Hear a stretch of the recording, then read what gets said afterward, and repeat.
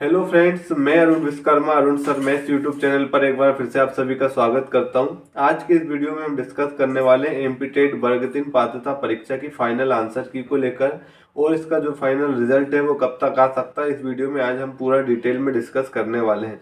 इससे पहले अगर आप चैनल पर नए हो तो प्लीज़ चैनल को सब्सक्राइब जरूर करें।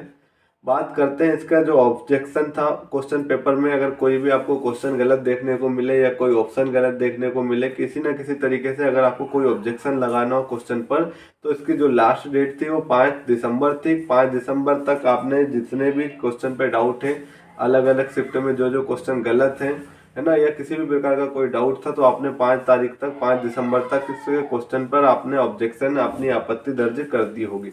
अब वही के बाद अब 5 तारीख के बाद से लेकर आज अगर हम देखें तो हमारे पास 16 या 17 तारीख है।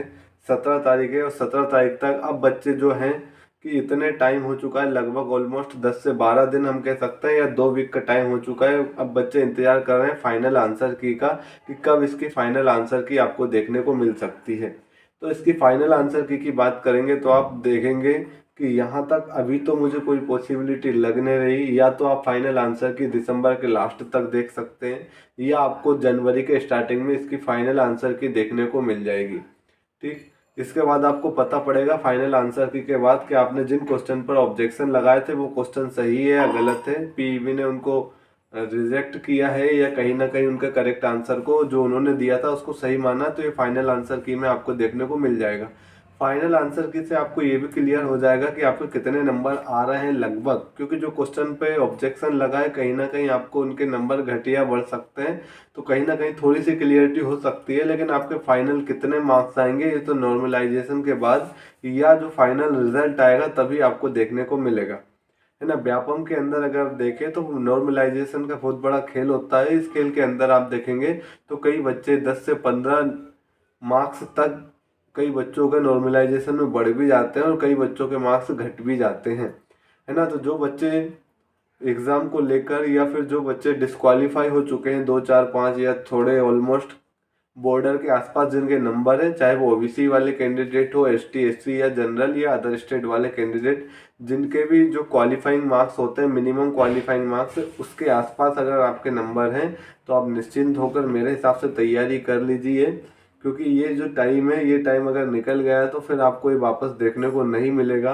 और जैसा कि अगर आप देख पा रहे हैं तो प्री के अंदर आपको कितना हाई लेवल के क्वेश्चन देखने को मिले, और यहीं अगर आप देखेंगे तो आप प्री एग्जाम के अंदर आप सोच रहे हैं कि मैं बस क्वालिफाई हो जाऊं, तो आप ये सोच के चलिए कि यहाँ पर कितना कंपटीशन है। और जब आप इसका मेंस लिखेंगे, जब आप इसका मेंस देंगे, तो आप देखेंगे कि कंपटीशन इससे 4 गुना और ज़्यादा होने वाला है। और इतने ज़्यादा कंपटीशन के अंदर अगर आपको अपनी एक जगह क्लियर करनी है, अपनी एक जगह एक सीट क्लियर करनी है, तो आपको कहीं ना कहीं सभी कैंडिडेट जो भी इसकी तैयारी कर रहे हैं उससे 4 गुनी मेहनत भी करनी पड़ेगी।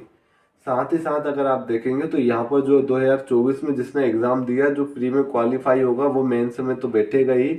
इसके अलावा 2020 में जो इसकी भर्ती हुई थी वहाँ भी कई कैंडिडेट ऐसे हैं जो प्री तो क्वालिफाई थे लेकिन मेंस में जगह नहीं बना पाए मेरिट लिस्ट में, तो वो बच्चे भी इसकी एग्ज़ाम की तैयारी कर रहे हैं। तो उन बच्चों के साथ भी आपका कंपटीशन होने वाला है, और उसमें आप देखेंगे तो कम से कम 40-50% बच्चे 2020 की एग्ज़ाम की बात कर रहा हूँ मैं, तो वहाँ 40-50% कैंडिडेट आपको ऐसे देखने को मिल जाएंगे जो बहुत सीरियस होकर इस एग्ज़ाम की तैयारी कर रहे हैं।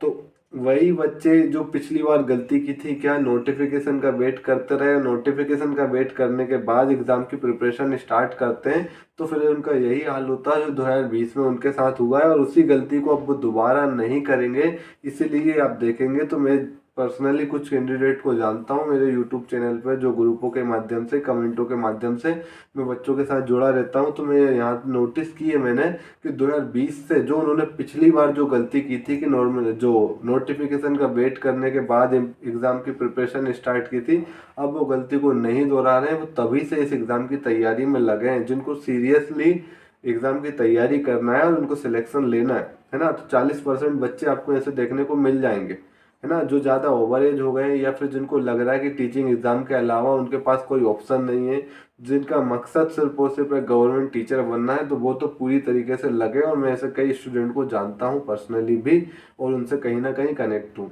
तो वो जिस तरीके से तैयारी कर रहे हैं वो इसलिए कर पा रहे हैं क्योंकि वो एक गलती इस पहले कर चुके हैं। अब जो एग्ज़ाम आपने 2023 में दिया है तो उसमें कई नए कैंडिडेट भी होंगे, क्योंकि पुराने कैंडिडेट ने ऑलमोस्ट इसका एग्ज़ाम नहीं दिया होगा क्योंकि वो मेंस में बैठने के लिए एलिजिबल थे।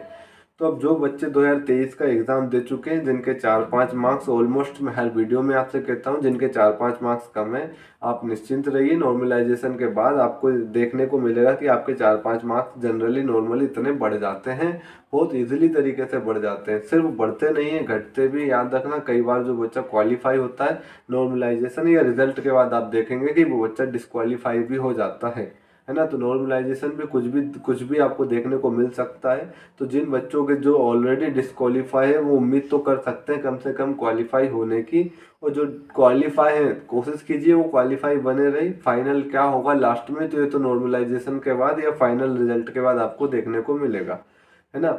अब बात हम कर लेते हैं इसका रिजल्ट कब तक देखने को मिल सकता है। तो आपका इसको जो रिजल्ट है एमपी के अंदर, ये जो वैकेंसी है ये इतनी आसानी से कंप्लीट नहीं होने वाली दोस्तों। याद रखना, यहाँ पर कोई भी भर्ती को कंप्लीट करने के लिए साल दर साल लग जाते हैं। साल दर साल मतलब आप देखेंगे 2024 में आपका एग्ज़ाम हुआ है, हो सकता है आपको 2025 के लास्ट में इसका एग्ज़ाम देखने को मिले, नवंबर दिसंबर के ऑलमोस्ट।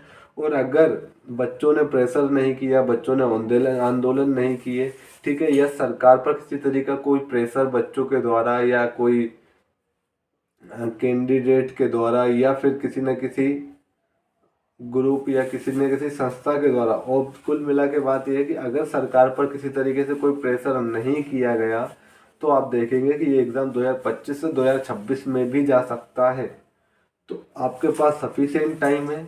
इस टाइम के अंदर आप थोड़ी थोड़ी अपने एग्ज़ाम की तैयारी करते रहिए। अगर आपको वाकई में एक सीट लेनी है, एक सीट क्लियर करनी है इसके फाइनल एग्ज़ाम में, मेरिट लिस्ट में आपकी जगह बनानी है तो, है ना। अब हम बात करते हैं कि कई बच्चे ऐसे भी होंगे जो सिर्फ इनका मकसद सिर्फ क्या होगा कि टीचिंग एग्ज़ाम या गवर्नमेंट टीचर बनना है, वो कोई दूसरी एग्ज़ाम की तैयारी नहीं करते होंगे, जिनका मकसद सिर्फ और सिर्फ टीचर बनना होता है।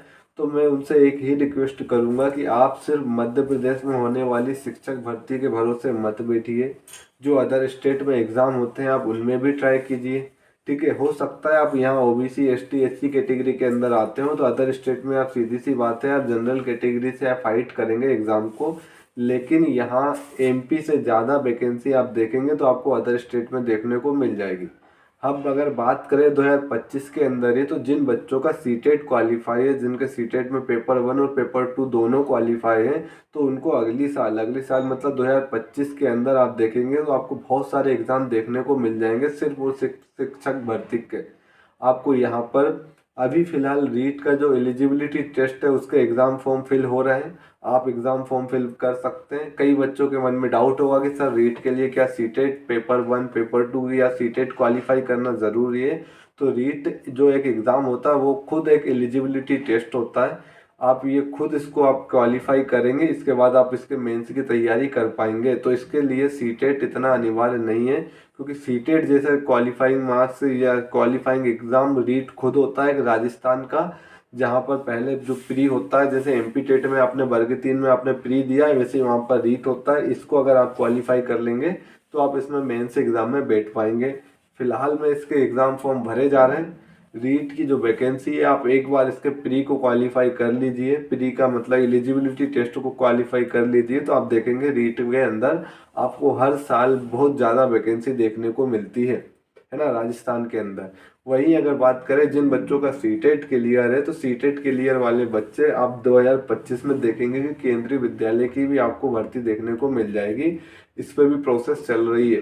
तो जिन बच्चों का पेपर 1 पेपर 2 सीटेट का क्वालिफाई है या फिर सीटेट पेपर क्वालिफाई नहीं है लेकिन उनके पास पोस्ट ग्रेजुएशन की कोई डिग्री है जिस भी सब्जेक्ट से का वो टीचर बनना चाहते हैं, तो जिनके पास पोस्ट ग्रेजुएशन की डिग्री है वो पीजीटी के लिए नॉन सीटेट या फिर हम कह सकते हैं बिना सीटेट क्वालिफाई किए भी डायरेक्ट फॉर्म फिल कर सकते हैं पीजीटी पोस्ट के लिए, है ना। इसके बाद अगर हम देखते हैं तो एमपी टेट का तो आपको तैयारी करनी है, 2025 के लास्ट में आपको हो सकता है देखने को मिल जाए और मिल जाएगा। जहाँ तक मुझे लगता है कि 2025 में आपको इसका एग्ज़ाम देखने को मिल जाएगा या 2026 भी आ सकता है, ये भी हम श्योरिटी नहीं कह सकते।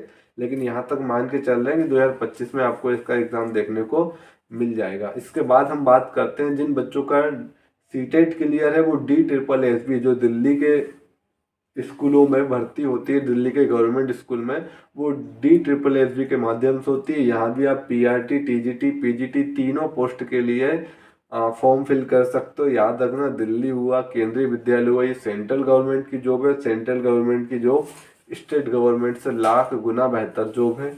इसमें भी लगभग वही सिलेबस होता है जो आप स्टेट गवर्नमेंट की टीचर की तैयारी करते हैं। कुछ एक दो सब्जेक्ट एक्स्ट्रा होते हैं तो आपको उनको पढ़ना होगा। तो अगर आप उनकी तैयारी करेंगे तो आपके MPTET एग्ज़ाम की तैयारी ऑटोमेटिक आपकी अच्छी हो जाएगी। तो जिन बच्चों का सीटेट क्वालिफाई है, वो सिर्फ मेरे हिसाब से मैं आपको एक ही सजेशन दूंगा कि मेंस कब होगा इसका, उसकी वेट ना करते हुए आप अदर स्टेट में जितने भी एग्ज़ाम होते हैं उनको आप ट्राई कीजिए। और उससे बेहतर एग्ज़ाम की अगर हम बात करें तो आप देखेंगे BPSC 4.0, BPSC 1, BPSC 2.0, BPSC 3.0, ये पिछले 2 साल के अंदर 3 एग्ज़ाम करा लिए गए। और इसकी खास बात यह, एक अच्छी बात यह है कि BPSC की जो पूरी प्रोसेस होती है एग्ज़ाम से लेकर ज्वाइनिंग तक, आपको ये 5 से 6 महीने के अंदर कम्प्लीटली देखने को मिल जाएगी, है ना। फॉर्म भरने से लेकर एग्ज़ाम के ज्वाइनिंग लेटर तक ये जो पूरी प्रोसेस 6 से 7 महीने में आप पूरी कंप्लीट हो जाती है। वहीं अगर आप MP में देखेंगे तो इस प्रोसेस को 6 से 7 साल भी लग जाते हैं। जैसे 2020, जैसे जो वर्ग 2 की तैयारी मेंस वाले बच्चे हैं, वो कब से इसका वेट कर रहे हैं। वर्ग 2 मेंस का नोटिफिकेशन अभी तक देखने को नहीं मिला है। वही मैं आपको बार बार बोल रहा हूँ, 2025 तो आप मान के चलिए, और हो सकता है कि 2026 भी आ जाए, ये कोई निश्चित नहीं है कि 2025 में भी आपको देखने को मिल जाएगा। लेकिन यहाँ तक पॉसिबिलिटी है कि देखने को मिलेगा, क्योंकि आपने पिछले कई दिनों पहले न्यूज़पेपर में देखा होगा, जो MP गवर्नमेंट है, जो सरकारी विभागों में खाली पद हैं 2 लाख के लगभग, वो अगले 5 साल में उनको पूरी तरीके से भरने का वो सरकार ने टारगेट बनाया है। और उस टारगेट में भी आप देखेंगे तो ऑलमोस्ट 20,000 वैकेंसी जो है वो टीचिंग एग्ज़ाम की है ना। तो इस हिसाब से हम कह सकते हैं कि हो सकता है आपको 2025 में इसका एग्ज़ाम देखने को मिल जाए। और अगर 2025 में नहीं मिला तो 2026 के स्टार्टिंग तक आपको डेफिनेटली इसका जो एग्ज़ाम है वो देखने को मिल जाएगा। और अगर आपको सीरियसली तरीके से पढ़ना है, एक सीट अपने लिए क्लियर करना है, आपको रियल में अगर गवर्नमेंट टीचर बनना है, तो आपको 1 साल तो देना पड़ेगा। पूरी तरीके से ईमानदारी से मेहनत करने के बाद ही आप मेरिट लिस्ट में जगह बना पाएंगे। और अगर आप सिर्फ नोटिफिकेशन का वेट करके, रिजल्ट का वेट करके अपना टाइम ख़राब कर देंगे, तो फिर ऑलमोस्ट मैं यही कहूँगा कि आज आप जैसे वेट कर रहे हैं, अगली बार भी आप क्या करेंगे, वेट करेंगे। और जब फाइनल आंसर की भी आ जाएगी, इसके बाद भी आप देखेंगे रिजल्ट का वेट करेंगे, रिजल्ट आ जाएगा, इसके बाद आप नोटिफिकेशन का वेट करेंगे, नोटिफिकेशन के बाद आप एग्ज़ाम डेट का वेट करेंगे। इस तरीके से कहीं ना कहीं फिर आप एग्ज़ाम को क्वालिफाई नहीं कर पाएंगे। तो जो भी बच्चे सीरियसली होके, जिनका टारगेट सिर्फ शिक्षक बनना है, गवर्नमेंट टीचर बनना है, वो ईमानदारी से इस एग्ज़ाम की तैयारी कीजिए। डेफिनेटली इस एग्ज़ाम को आप क्वालिफाई कर लेंगे। ठीक है, तो आज की इस वीडियो को यहीं समाप्त करते हैं। और अगर किसी भी टीचिंग से रिलेटेड कोई भी एग्ज़ाम, या वर्ग 3 या MPTET वर्ग 2 से रिलेटेड कोई भी क्वेरी अगर आपके माइंड में है, या कोई भी डाउट या कोई भी क्वेश्चन अगर आपके माइंड में है, तो कमेंट बॉक्स में हमें कमेंट ज़रूर करें। अगली वीडियो में हम आपके कमेंट को डिस्कस करेंगे और आपके सवालों के जवाब देने की कोशिश करेंगे। तो मिलते हैं नेक्स्ट वीडियो में। इससे पहले अगर आप चैनल पर नए हो तो प्लीज़ चैनल को सब्सक्राइब ज़रूर करें। Thank you.